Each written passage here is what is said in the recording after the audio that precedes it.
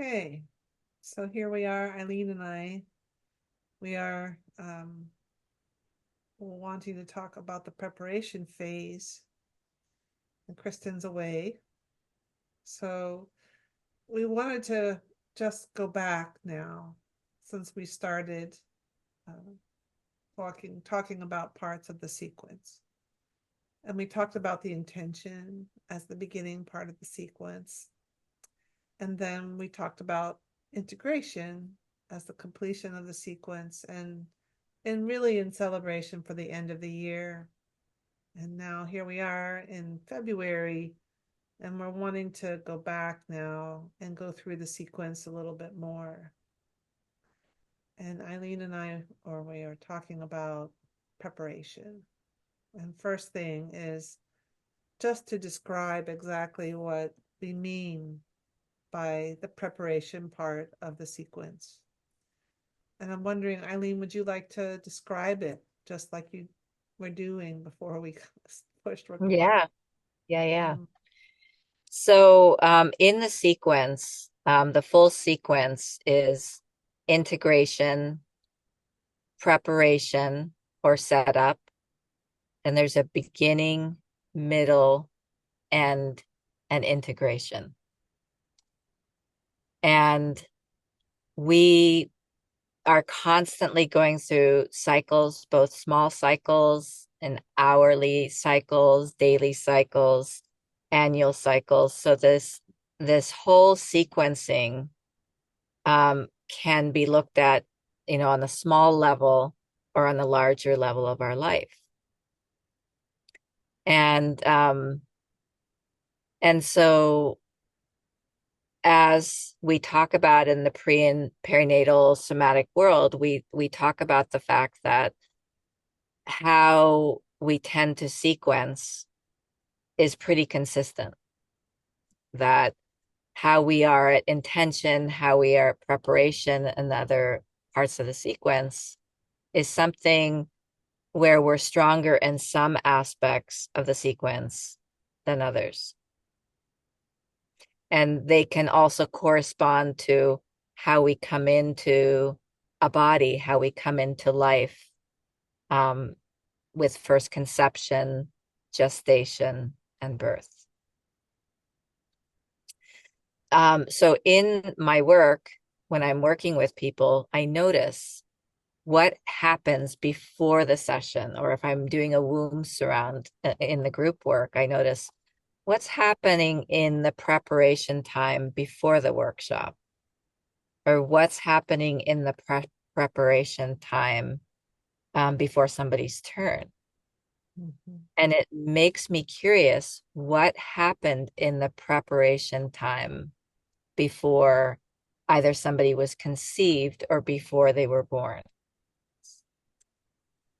And so I was talking about, beforehand, we were talking about how parents might have the idea that they want a child. But what we're wanting to support families in is to be able to welcome children as they are and help support their intentions and their purpose for being here. And so when parents do their own work in preparation for pregnancy and preparation for birth, then they're able to process ancestral material, their own personal material. Mhm. They're able to examine unspoken expectations for the child. And it's possible for them to kind of lift off to differentiate all that history and all those expectations and create a welcoming space for the child to come into where they can really feel their own intentions and their own purpose for life. Mm. So that's the like in the beginning, the possibility of preparation is to really support the incarnating child to be free of the burden of the family imprints, even if they're there. I mean, that history is still there, But if the parents intentionally free the child, there can be a fuller expression of their self. Yes. And that's just one part of preparation. Mhm. And the other part is how the baby comes into the inlet of the pelvis and how the baby is, like what's happening in the life of the baby and the parent uh, as they go into the early stages of labor. It's after the intention or the message of I'm ready to be born. Hopefully that's come about in a natural way, but we can talk about induction dynamics another time. But hopefully the baby is made the decision naturally and the mother's body is ready, and there can still be things there which like people are like wondering what could possibly get in the way there. What So many things, there could be a really advanced large lumbar prominence, sacral lumbar prominence for the baby to get over. There could be a cord dynamic, there could be a placenta, an anterior placenta that makes heading into the actual you know middle of the pelvis, mid pelvis harder. There could be an arm or some way that the baby is positionally that makes it challenging, or maybe the mother's body, because I have helped parents um, free up their tissue, and then the baby can turn and get into the pelvis and labor to start.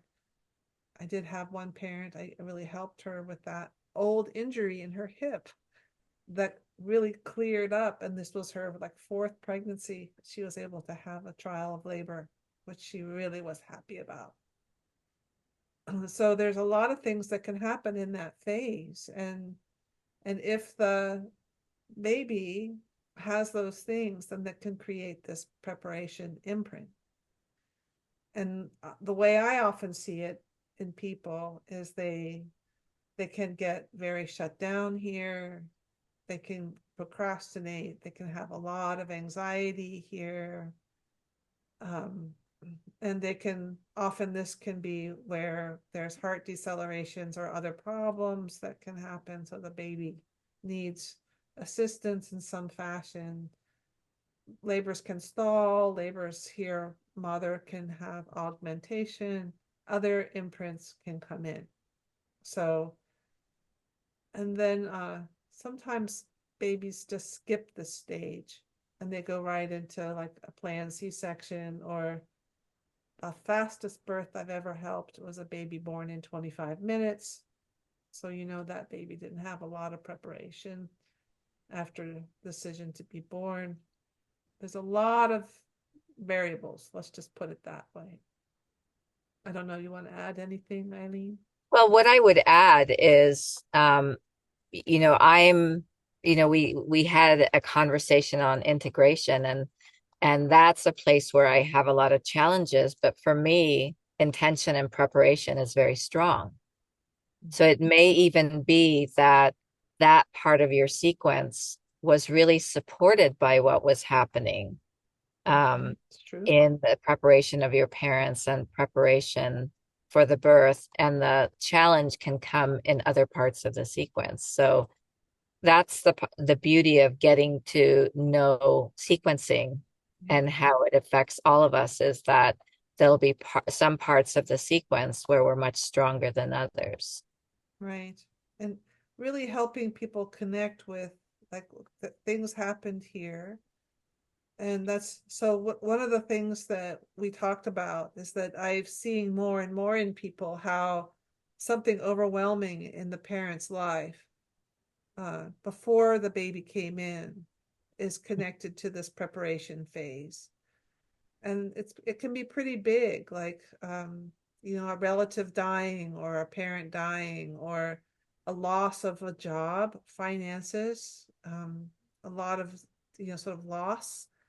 And I feel like that's a scramble for the nervous system, disorganizing. And I see often in people that have difficult preparation phases a lot of disorganization, a lot of speed up or slow down to the point of really big shutdown, and a combination of both, a lot of overwhelm, a lot of shutdown. And so they don't get places on time. They're often late. They often don't are not prepared for what's got to happen.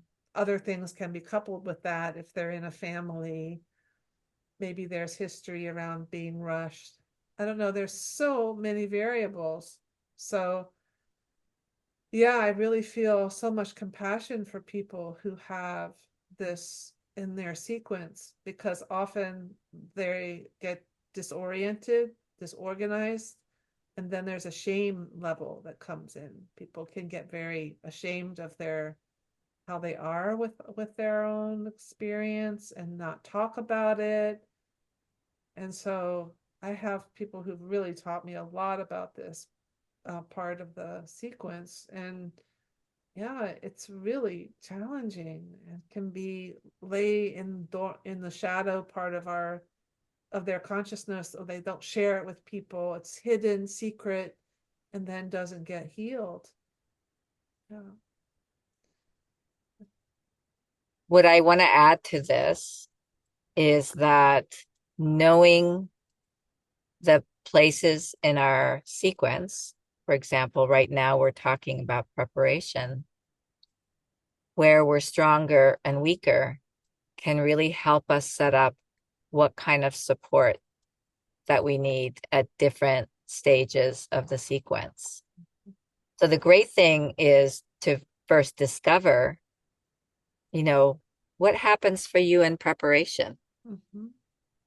And then if you discover, oh, that's a place where I have a lot of challenge, then in our work in this field, we really help people understand their own nervous system, how their history affects their life, and then also what can you do about it, which is wonderful. Yeah. And I Well, know that I'll just say one more thing, is that in a lot of pop psychology, we talk about procrastination. mm-hmm. And then there's all these techniques for procrastination. But what's really, if we understand more that, oh, procrastination is somebody who just maybe has a challenge in the intention and preparation phase, then it can be understood in a more holistic way. And the right kind of support can happen in order to support the beginning of a process. Yes, I wanted to ask you, like, what can people do? Because I'm sure this information will resonate with a lot of people. So I hear finding some kind of support for you during this phase. Like if you start to feel like this speed up and this disorganization and this, even though like many people with this imprint will set the intention, I'm going to be on time today. It just doesn't happen. And so I want to give people some new tools just to like what kind of support, Eileen, have you seen be most effective for people with this imprint? Well, what I will say for, because that's not the hardest part of the sequence for me, but what I will say for myself in those places where I have a challenge in the sequence, I um I work with somebody, I've worked with somebody Mhm. to get to know what are the sensations, what are the feelings that come up that come from my history, so that when I feel those in that part of the sequence, I can go, oh, those feelings, those sensations are making me believe that I can't do it right here, that I can't get through this. But if I understand, oh, that's actually some feeling that's coming from my history, then I have more chance to feel what are my healthy impulses to move Mhm. through this part. Mhm. But a big part of it for me is like to get both professional and peer support. Like, do I have a friend that I can talk to?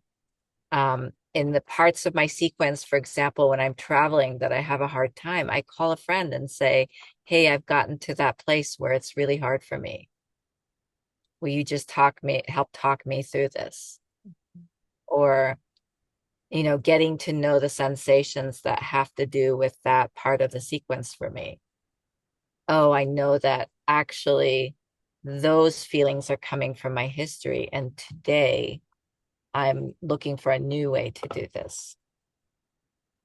So to set intentions. Yes. And then really, I would write them out. Like my intention is to have there be flow and connection while I'm preparing for this, whatever it is that someone is preparing for.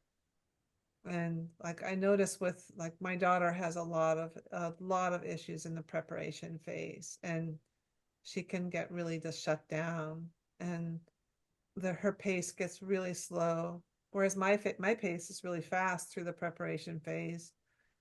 So but I've learned, that she has this, and I sometimes, we get very patient, but sometimes, oh my gosh, it's so hard to wait for her to move through it.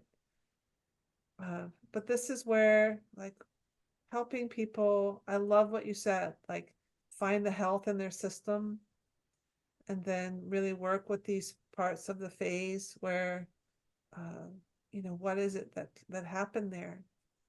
And sometimes when I'm with people and this ancestral information will come in, it has a scary quality to it that I think that's what in part creates this, real intense feelings in the preparation phase. Mhm. So, like, really understanding how to be with it as a state, knowing that it's not them, differentiating from it. That's them, this is me. And then having them really celebrate, like, well, I like my slow pace in the preparation phase, and really helping, people get what they want for themselves around all this, and relieving them of some of their burden around this. I'm a bad person because I have this. Yeah. And it it it does. I mean, I know it is a very painful place because I've seen it really shut people down, and then they can't start something because they get into all these spirals and these intense freezes. Especially they can have perfectionism here that can come in. They can have a lot of Mhm. thoughts and ideas about stuff and not trust themselves. So I think it's a real important part of the sequence to really talk about, and then create opportunities to create space and then get the support, just like you said. Mhm. Yeah. Yeah. And I really liked what you said about I am not a bad person. No, no. And I'm just having a challenge in a certain part of my sequence. Yeah. Yeah. Well, that Okay. seems good, and I look forward to you all coming to the talk. Yeah, we're gonna have a little talk about preparation. So see you soon.